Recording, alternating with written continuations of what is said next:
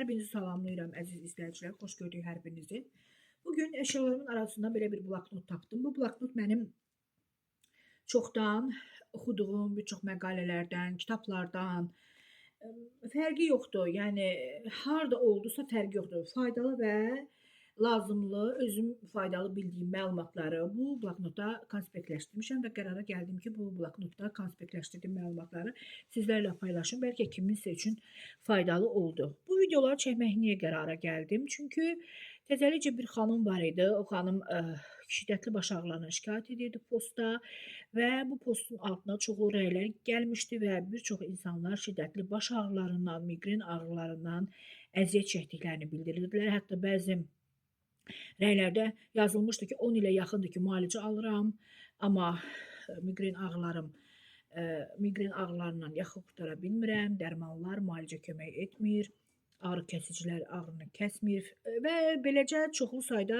rəylər var idi. Mən bir neçə nəfərə yazdım, 10 nəfərə yaxın insana rəy yaza bildim, amma həddindən artıq çox rəy olduğu üçün hamıya bir yaza bilmədim. Dedim ki, mən də mütəmadi olaraq belə videolar çəkib paylaşaram.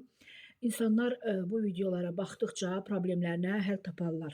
Demək, 300-ə yaxın baş ağrıları var, əziz izləyicilər. Bu baş ağrıları bir-birindən fərqlidir. Gərilim tipli baş ağrıları var. Elə miqren özü, klaster baş ağrıları var. Məsəl üçün sinus boşluqları tıxandığı zaman, infeksiya düşdüyü zaman, sinusitlər zamanı da güclü baş ağrıları olur. Əgər başınızı aşağı əyirsinizsə, baş ağrınız daha da kəskinləşirsə, bu zaman demək ki, sizin sinuslarınızda problemlər var ki, sizdə sinuslar tıxalı olanda başda basınç deyirlər də, təzyiq artır və baş ağrıları yaranır. Bunlar uzun mövzulardır, geniş mövzulardır. Bunları daha sonra ətraflı danışarıq. Bu dəfə mən sadəcə biraz giriş verirəm də. Neysə, gələk miqrenə. Əsas miqrendir, çünki çox şiddətli baş ağrılarıdır. Əgər sizin miqren ağrılarınız varsa, baş ağrılarınız varsa, bu zaman nə edirsiniz?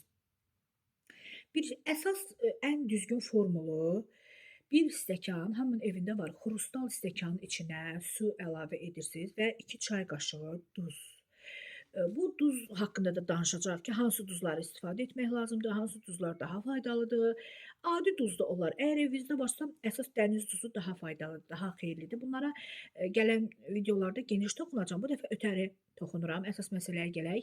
1 stəkan suya 2 çay qaşığı duz əlavə edirsiniz. Qarışdırıb bu suyu içirsiniz. Amma limon mütləqdir, şərtdir. Limonsuz olmaz. Birdən deyirsiniz ki, evdə limon yoxdur. Mən elə adi 2 qaşıq duzu suyun içinə töküm içim. Onu içə bilməyəcəksiniz. Həm də o cür içmək ziyanlıdır. O cür içmək, bəzən deyirlər, duzla təzyiq əlaqəlidir, duz təzyiqi qaldırır. Bax, o cür duz qaldıra bilər. Amma içərisinə limon sıxsaz, bu cür sular yəni qaldırmayacaq təzyiqinizi.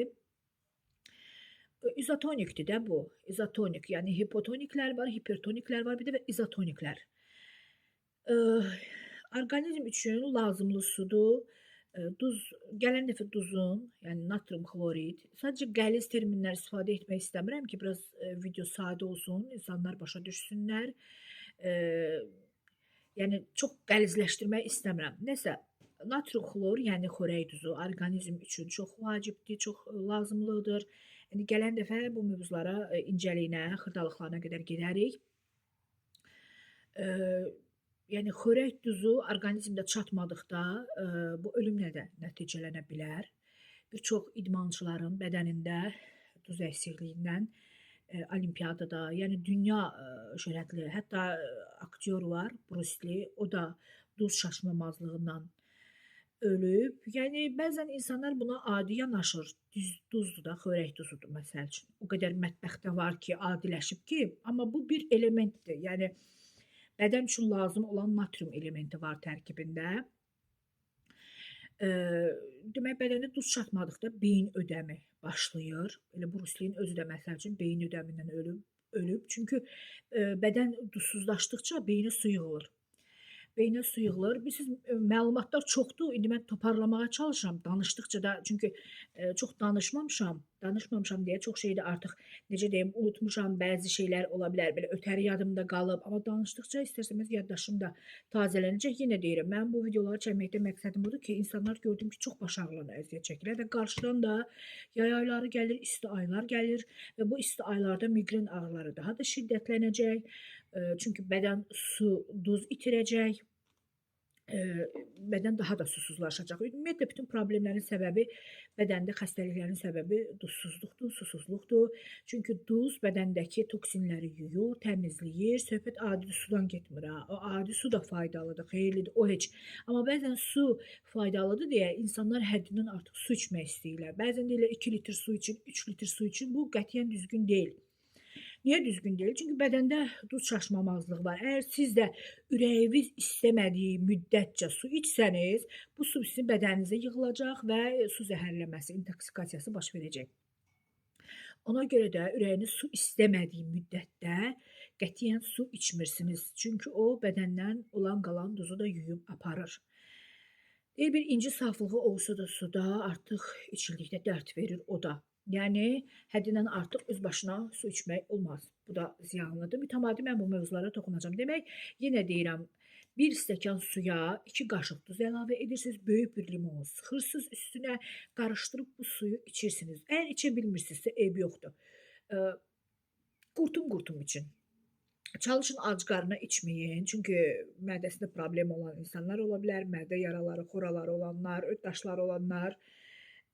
Biraz risklidir də. Nə mənada risklidir? Yəni